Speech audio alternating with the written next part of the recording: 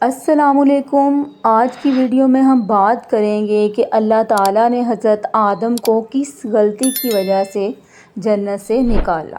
اللہ تعالیٰ نے سب سے پہلے حضرت آدم کو اپنی قدرت سے مٹی سے پیدا فرمایا، پھر اپنی خاص رحمت سے ان میں روح پھونکی اور فرشتوں کو حکم دیا کہ آدم کو سجدہ کریں۔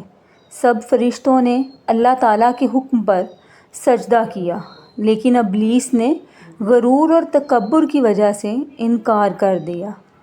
اس نافرمانی کی وجہ سے وہ ہمیشہ کے لیے مردود اور شیطان قرار دیا گیا۔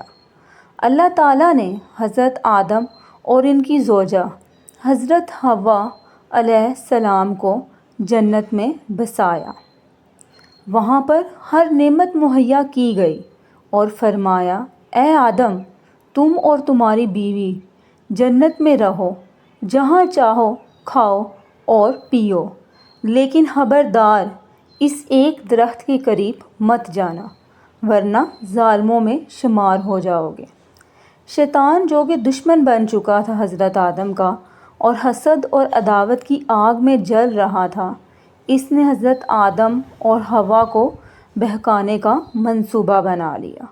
وہ بار بار ان کے دل میں وسوسے ڈالتا رہا کہ اگر تم اس درخت کا پھل کھاؤ گے تو ہمیشہ کے لیے جنت میں رہو گے، تمہیں کبھی موت نہیں آئے گی اور تم فرشتوں جیسے ہو جاؤ گے۔ پہلے حضرت آدم علیہ السلام اور حضرت حوا نے شیطان کی باتوں پر اتنا زیادہ دھیان نہ دیا، لیکن شیطان نے بار بار جھوٹی قسمیں کھائیں کہ میں تم دونوں کا خیر خواہ ہوں۔ آخر کار دونوں دھوکے میں آ ہی گئے اور شیطان کے کہنے پر درخت کا پھل کھا لیا۔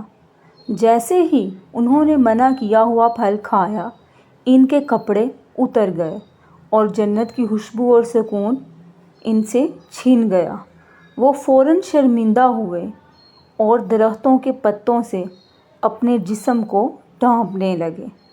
اس وقت اللہ تعالیٰ کا حکم نازل ہوا، کیا میں نے تمہیں اس درخت کے قریب جانے سے منع نہیں کیا تھا؟ کیا میں نے نہیں کہا تھا کہ شیطان تمہارا سب سے بڑا کھلا دشمن ہے؟ حضرت آدم علیہ السلام اور حضرت حوا دونوں بہت روئے اور اللہ تعالیٰ سے معافی مانگنے لگے۔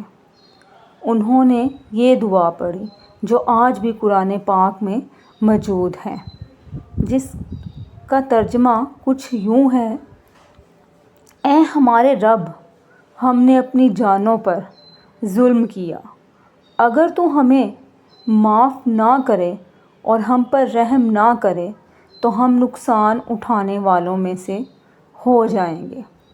اللہ تعالیٰ نے ان کی توبہ کو قبول کر لیا، لیکن امتحان کے طور پر انہیں جنت سے زمین پر بھیج دیا گیا اور اللہ تعالیٰ نے فرمایا، اب تم سب زمین پر اتر جاؤ، تم ایک دوسرے کے دشمن ہو گئے ہو اور تمہارے لیے زمین پر ایک وقت تک ٹھہرنے اور سمانے زندگی ہوگا۔